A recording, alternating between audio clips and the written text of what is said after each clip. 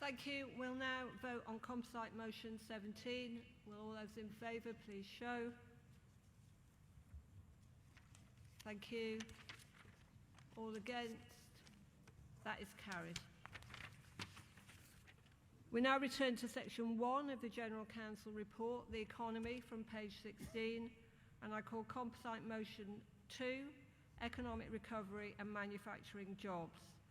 General Council support the composite motion, and I will call on the General Secretary to explain the position.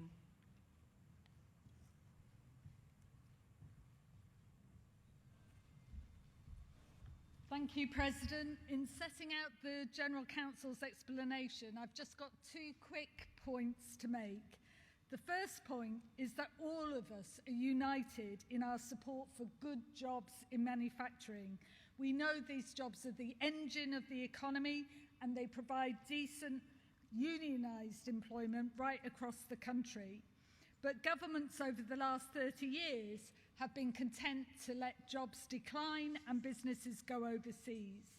Time and again, they've failed to use the power of procurement to boost UK jobs and growth and ensure our collective security. From steel to shipbuilding to defence, workers have seen jobs lost, contracts sent overseas, and communities damaged. We can't allow this to go on. Over the past few years, we've lived through a series of crises, and government failings have weakened our ability to respond effectively. The pandemic has seen a crunch in global supply chains, and we've also seen a return of armed conflict in Europe. All of this underlines why we need a strong UK manufacturing base, alongside supply chains delivered within the UK, including within the defence sector. The General Council's second point is this: the world is less safe today because of the actions of far-right leaders. Our movement believes that the struggle for peace and the struggle for social justice are inseparable. And that's why we'll continue to fight for an economy that puts these aims first. That requires us to keep looking at the possibility of defence diversification in the long term, engaging directly with the workers involved so we protect jobs, pay and conditions. Our position is clear: no worker, no community must lose out. Congress, please support the composite with this explanation.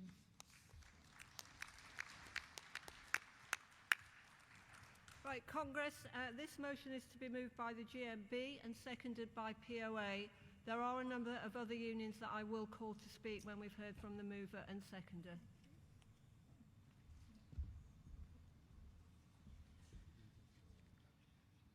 President, Congress, Nigel Warren moving Composite 2 for GMB.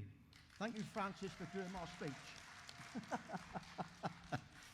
I want to start by putting on record our thanks to the POA for agreeing to be part of this motion. Congress, I am proud to be proposing Composite 2, and I'm proud to have been a defence manufacturer worker. Defence manufacture is essential in the wider economy.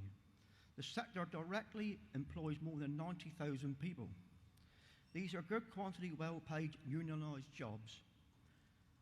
And those jobs to be lost, and the impact will be devastating in the communities from Glasgow to Barrow and Furness to Derby and to Plymouth, where I work at Denport Dockyard, and where members of my family work for more than 200 years. Congress, I know this is a bitter sting that job cuts bringing.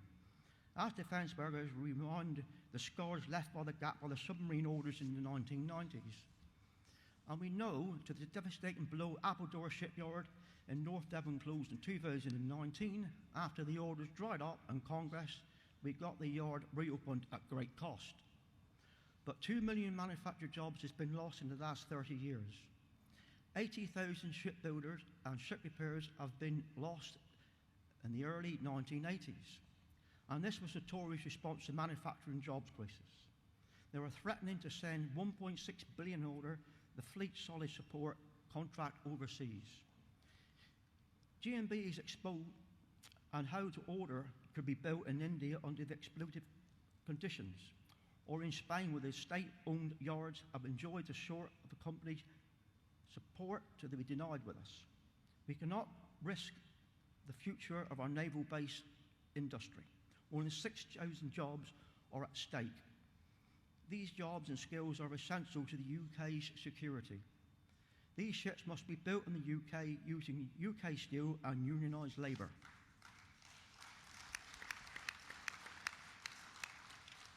We should send a clear message from the hall today that the whole of the trade union movement stands with defence manufacturer workers in the hour of need. Investment in defence manufacturing must be at the heart of any plan to reviving the wider manufacturing sector. The decline in our domestic manufacturing capabilities have serious social and political consequences. Those consequences are so extreme that the NHS in Wales said that the mass layoffs in manufacturing need to be treated as a public health emergency. And the rundown of defence jobs is hindering our ability to send aid to victims and the fascist aggression in Ukraine. We need urgent investment in jobs, and the next generation of skilled workers will help keep our country safe. Congress, 5 years ago, the TUC carried a policy that said we would need to move away from the defence manufacturing. I submit to you that the policy is not fit for the world we now live in. Murderous dictators are on the march. Full-scale industrial war is being fought in Europe again.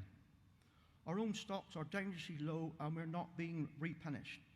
We need more defence manufacturing, not less.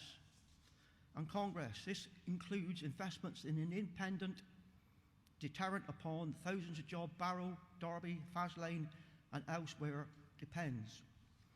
Congress, the union movement must have a credible position on defence as a part of wider industrial strategy for manufacturing. We ask you to back this motion today. Back an end to the feast and famine of other cycles that are holding back investment. Back a policy that we can support in defence manufacturing communities. And back our members in the defence industry. Thank you. I move.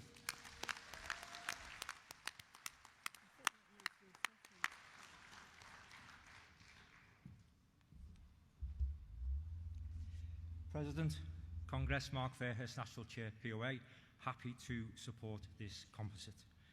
Congress, in the 1960s, we had over 8.9 million people working in this sector.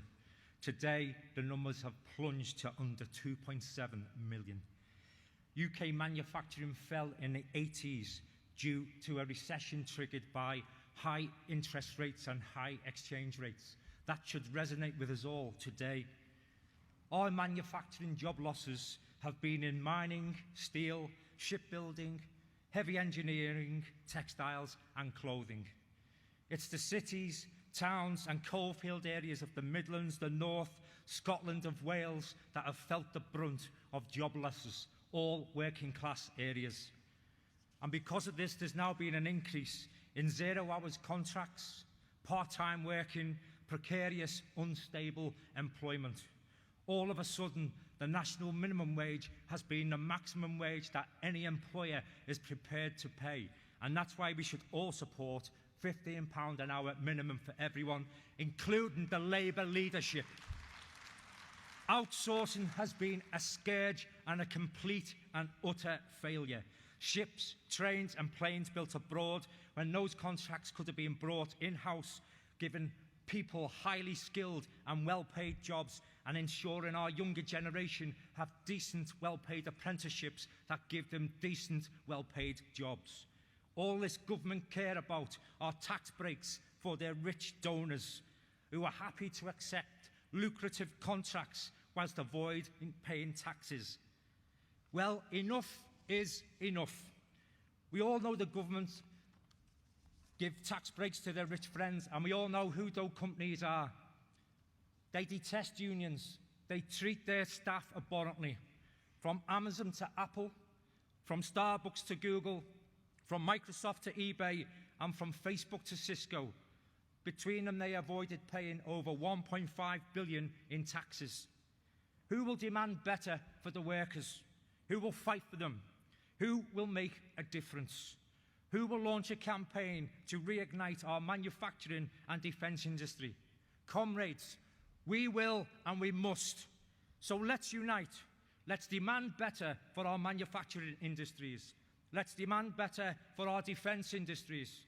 Let's abandon outsourcing and bring all government contracts back into our great country. Let's give our youth a future. Let's have decent, productive, successful and skilled workforces. Let's have decent wages and decent standards of living for all our members. But let's not just demand, let's enact. We are the voice of the people. We are the ones who can and will make a difference. We have to lead. Demand better because we deserve better. And if that includes taking coordinated action, then let's do it. Let's launch a campaign to reignite these industries. And by the way, it's good to be anti-war, but Could you wind up, please? solidarity, comrades, all the best. Thank you. I'm now going to call the following unions: Unite, NEU, CWU, PCS, Prospect, FBU and TSSA. I'll remind you of the order along the way, but if we could start with Unite, please.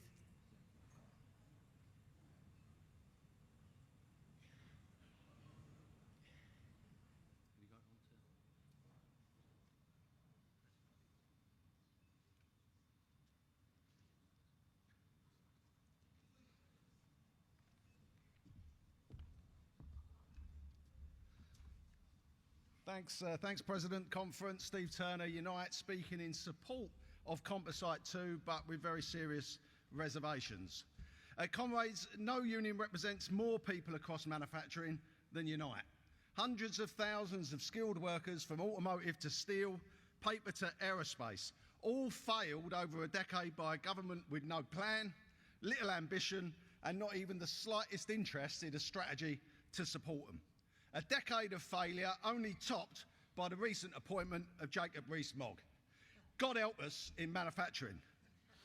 In the face of this government-led attack on our jobs and communities, it's our unions that have been at the fighting force for long-term investment, resilient UK supply chains and job security. Investment to repurpose our plants, upskill our workforce and create the apprenticeships that will release the ambitions of a generation and more. To decarbonise our processes and manufacture the products our future demands, from heat pumps to hydrogen, fuel cells to turbines. Conference, we support the Composite's demands for a manufacturing commission, an ambitious industrial strategy and a procurement strategy, and of course the delivery of genuine workers' transition to a green economy. In our defence sector, for too long, taxpayers' money's been used to prop up the economies of Texas and Virginia when we should have been investing in people's skills and production here. But at a time when we're fighting vicious cuts to services, we have to be clear that it doesn't require an increase in defence spending to ensure that our naval support ships are built here with UK steel, in shipyards from Appledore to Belfast, Birkenhead to Rosyth. Nor does it require increased spending on defence to commit to ongoing defence programmes, supporting thousands of skilled unionised jobs in Barrow, Bristol, Preston, nor Yeovil. What it does require is a government committed to those UK jobs and our communities. Colleagues, the genuine need to defend Britain is very different from exporting arms. Exports are government-to-government contracts, and we all know that the Tories have very few ethics and little morality when it comes to foreign policy. We share genuine concerns over the sale of arms to aggressor regimes around the world, from the Gulf states to Turkey and Israel.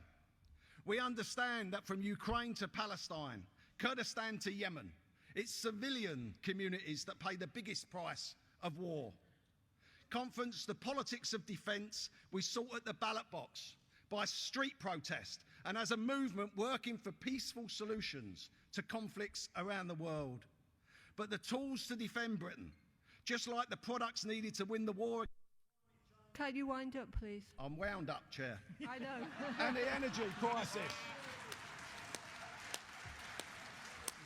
I've been wound up for years. And the products we need to win the war against climate change and the energy crisis, we can and we must make here. I support Composite 2. The old ones are the best. I now call NEU. President Congress, John Rediford from the NEU, and we are opposed to Composite 2. There's much to agree with in it, but there's also a critical thing that we disagree with, and that is about defence spending. Liz Truss has announced that she is going to increase spending on defence and cut the public sector. Sadly, this is a motion that Liz Truss would support, and I think there is a problem if we are passing policy that the Tories would like. James Heappey, the Armed Forces Minister, said yesterday he would resign if there was not an increase in defence spending. The TUC and affiliate unions have got excellent policy on diversification of spending. There have been successes in this area before.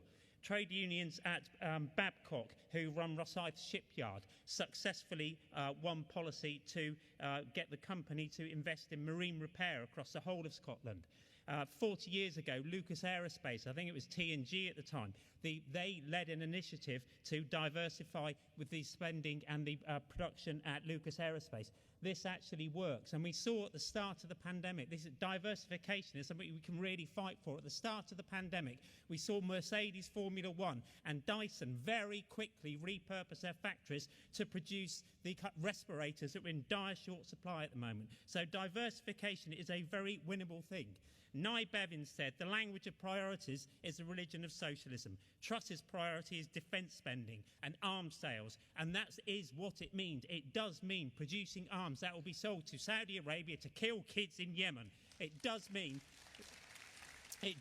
selling arms to 12 countries that the Foreign Office lists as human rights abusers. Defence spending is not in the interest of the working class, it's in the interest of the British ruling class and their international influence trying to hang on to the vestiges of empire. The motion says the world is less safe. Yes, it is. Increasing defence spending will make it worse. What if every country did this? There would be a new arms race, the like we saw in the Cold War and before World War I, and that will only end badly. The answer to war is never more war. Yesterday, conference, we passed a motion on just transition. That is what we should fight for. That is a solution to these high-skilled jobs in Barrow and in Derby and elsewhere, not investment in pointless, unproductive, murderous weapons. Opposes Composite.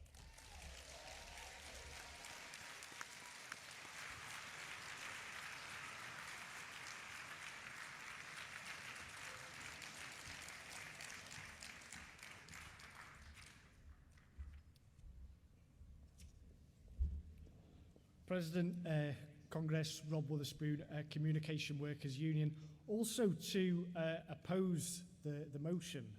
And there's nothing between us and anything Mark Fairhurst said on manufacturing. But we're opposing this motion because at the time when the world has stood closest to nuclear Armageddon since probably the 1960s, it asked for an increase in nuclear weaponry, an increase in defence spending, and a strengthening what should rightly be called the arms industry.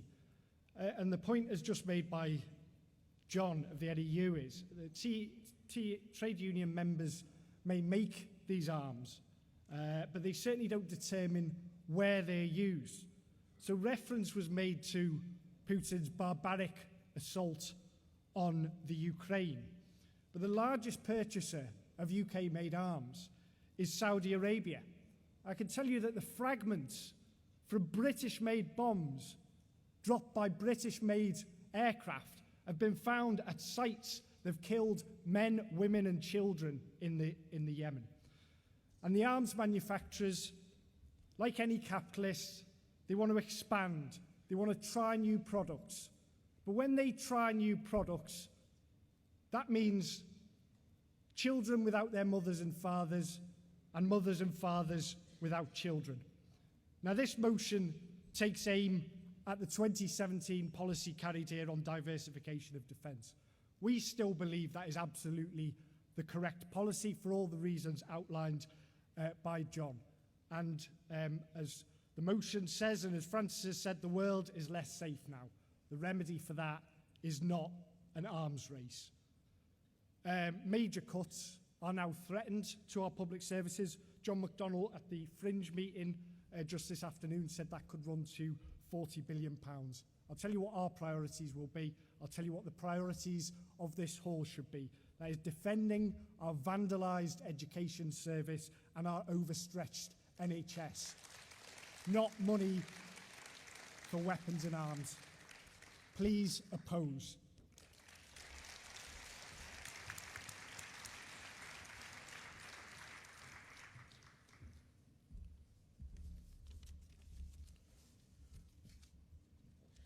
President Congress, Martin Kavanagh speaking on behalf of PCS to oppose this composite.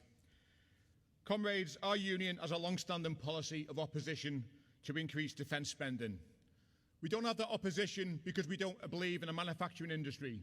We don't have that opposition because we don't believe in good quality jobs conducted by union members and provided by union members. We do it because the ruling classes have shown generation after generation that they cannot be trusted when they have such power in their hands. We should never forget, comrades, that the trade union movement is an absolute critical part of the peace movement. During times of conflict and war, it's the working classes who suffer the most. This misery cannot and should never be delinked from British arms exports, which fuel conflicts and human rights issues. 2/3 of the countries classified as not free because of their dire record on human rights and civil liberties received £17 billion worth of weapons licensed by the UK government over the past decade. And comrades, out of the 53 countries castigated for a poor record on political and human rights on the Freedom House list, the UK sold arms and military equipment to 39 of them. A commitment to more defence spending will only serve to heap more misery and death onto millions around the world. The defence spending budget in this country is already the third highest. Only China and the United States spend more. Comrades, adding to an already astronomical defence spending budget simply cannot be justified. We spent virtually the entire day yesterday debating and passing really progressive policies on the green agenda, progressive policies about supporting refugees coming to this country. Comrades, we also know that society right now in the UK is seeing millions of people living in poverty, millions being devastated by the effects of climate change. Comrades, we understand the need for jobs. We understand the need for the unions to defend and enhance jobs. But we don't, as a union, believe we can get rid or throw away our responsibility to wider society either. PCS calls for diversification in the defence industry, rather than going back on the commitment of 2017. We should be doing much, much more. Workers across the defence industry have skills that can be redeployed to get better green, to manufacture in the industry, get green agenda progressed in this country, and have proper, decent, good quality jobs. Comrades, yesterday we heard opposition to a motion about, opposition to this motion is not about opposition to workers' rights, not about opposition to workers' jobs. We have a rabid, racist, right-wing Tory government. If this motion gets passed, it will be a step backwards for our movement, a step backwards. You're out of time, I'm afraid. A progressive every policy we passed yesterday. Comrades, reject the motion, oppose the motion. It's not an attack on workers' rights, it's an attack on the most vulnerable. We welcome the mayor, oppose the motion. We do not need more defence spending.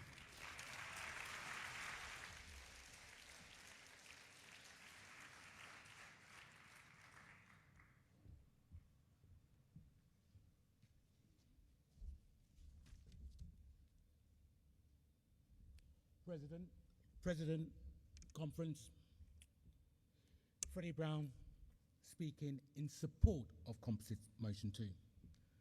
I'm a mod employee. I've worked for MOD for over 30 years. So now let me tell you how it is from my perspective, from an MOD perspective. The most contentious issue when the UK decides to buy new defence equipment is at the very beginning of the procurement process. When the UK decides to buy new defence equipment, it is at the beginning of, this government deliberately retained EU legislation that forces the mod top level budget holders to give contracts to the lowest bidder, not the best quality bid, not the bid that delivers social value or supports jobs in the UK, simply the cheapest. The EU Defence Security Public Contracts Regulation 2011 have only two criteria for selection that states that you must award the contract based on either the lowest price or the most economically advantageous tender. Defence procurement goes through the process where there is much discussions about social value of a bid, and since June 2021, bidders are required to detail how their application contributes to skills creation and supply chain resilience. But none of this matters if your bid is not the cheapest. So, how else have we got here? One of the most significant group of workers losing out in this race to the bottom are not the prime or SMEs. They are the ever-diminishing number of civil servants running defence procurement. MOD has continually reduced staff with a loss of 8% from 2016, and the threat of 20, 30 or even 40% reductions in the department looming large. The JRM plan will finally decimate the little we have left in terms of the intelligent customer. The civil servants skilled in planning the needs of our armed forces and procuring those goods are all but gone. There cannot be a future for the UK defence design, manufacture, repair, upgrade and maintenance industries and their workers if the very people needed to ensure we buy warship and not the white elephant are not there.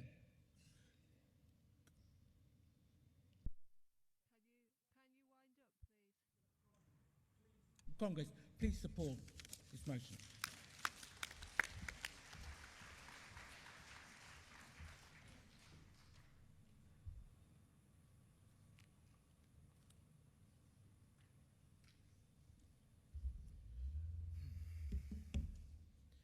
President Conference, Joe Newell, Fire Brigades Union, speaking in opposition to Composite 2, and I hope we can disagree in a comradely fashion and not have to take it to the mattresses. I speak as the son of a paratrooper, and with the age-old saying that a bayonet is a weapon with a worker at both ends.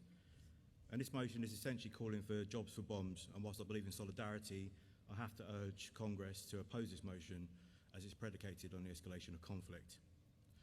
179454. Two numbers that we must not forget. They are the numbers of the British Armed Services personnel that were killed during the Blair Years crusades in Afghanistan and Iraq. I could go on and list them all and talk about the civilian casualties, an ever-increasing number of which in the 21st century, and a disproportionate number of which that are children. And I have to say that I'm surprised at the Council's position, maybe disappointed even, considering that we opened this year's Congress by reaffirming our opposition to war. That was your words, not mine. And indeed, we stood in recognition of the dead and the atrocities in Ukraine, and yet they've got a position of supporting the motion.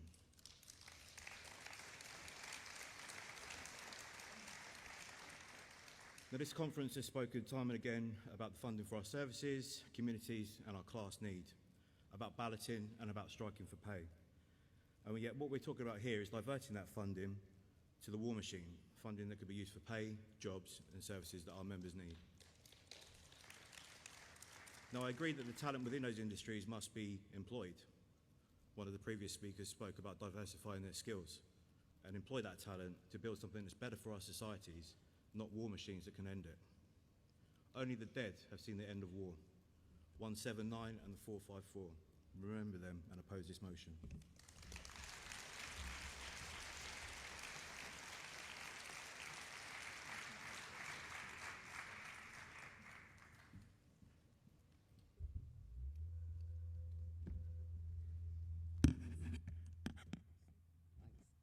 Bliss Premier TSSA, asking you to oppose this composite.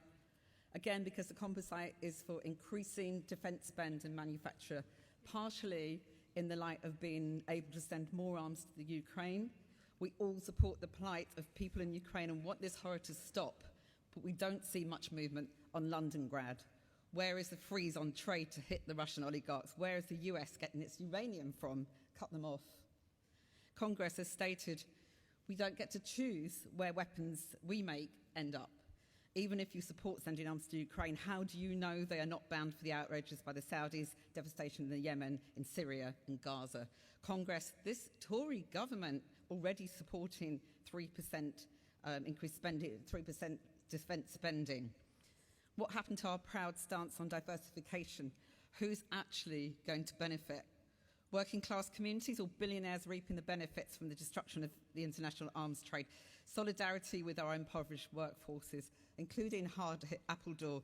But following huge struggle, as I understand it, the shipyard proved it could actually diversify and use transferable skills, if I'm not wrong.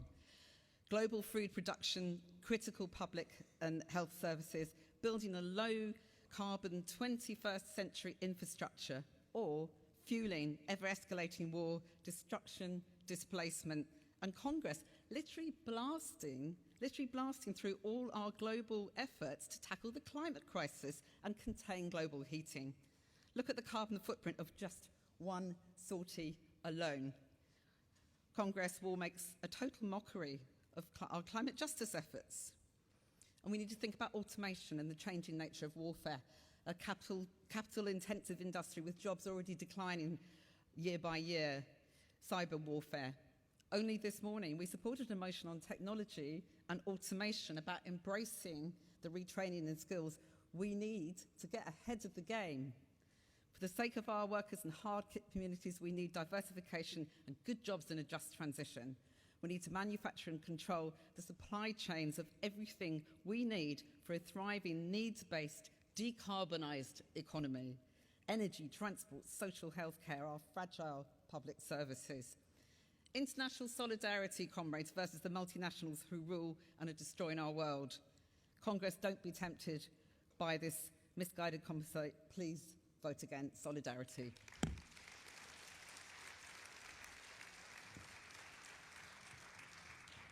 Thank you. I'd like to invite the GMB to exercise your right of reply.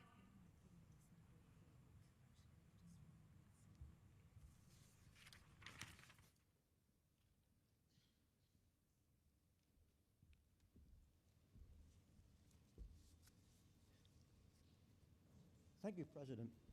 Congress now has won 70 right for reply. Exercising it. Can I read it? Can I? Exercise right for reply. We respect the fact that we all bring our mandates to this conference. But I ask the unions that spoke against the motion to consider this. There is a jobs crisis in manufacturing. More than 200,000 jobs have been lost since 2019. The UK has the lowest investment levels in the G7. We need more investment in manufacturing, not less. We cannot separate defence from civilian manufacturing. Our members' work leads to orders in UK steel, components and professional services. Each defence manufacturing job supports another 2.5 jobs in the community and supply chains. And we need these jobs and skills in our national security, which is more threatened than it has been for 60 years. And our members need certainty about their future. Congress, this is an industrial solidarity. Stand with your members and we'll stand with yours. Please support. Thank you.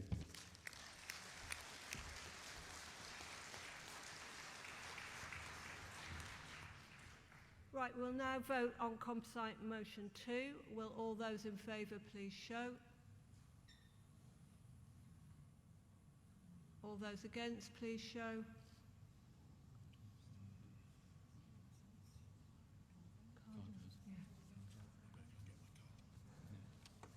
Thank you. Put your hands down. It's too close to call from the platform, so I'm going to take a card vote on this motion. Can I have tellers in their places, please? And will delegates and photographers please be seated and keep the gangways clear. Did I do a roll call? Yeah. Just give them a minute. Where's my son?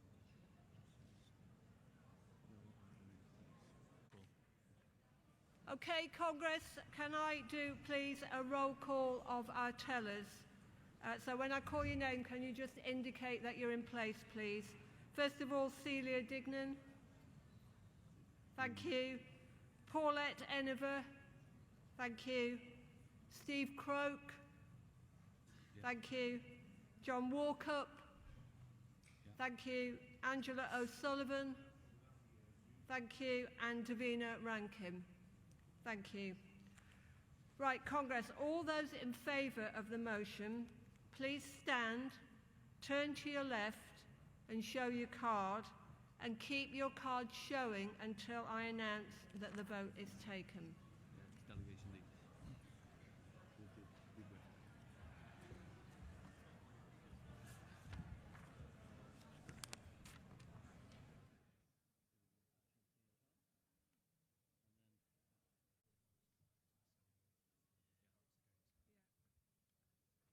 Okay, thank you. The vote in favour has been taken, so those who are voting in favour can now sit down.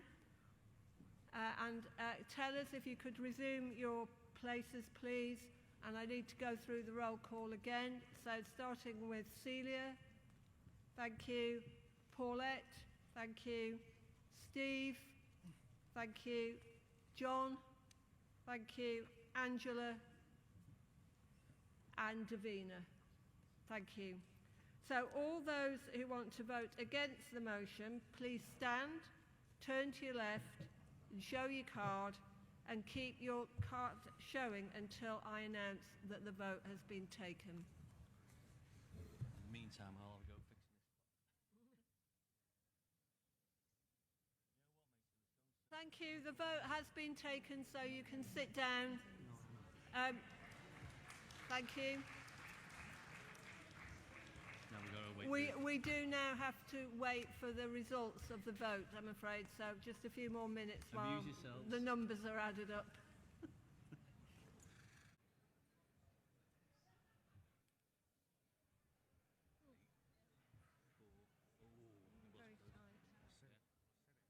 Do you want to call them to order, Stu? Right, Congress, I now have the results of the vote on Composite 2.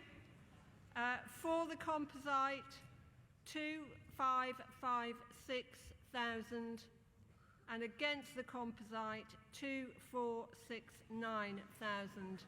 So it is carried.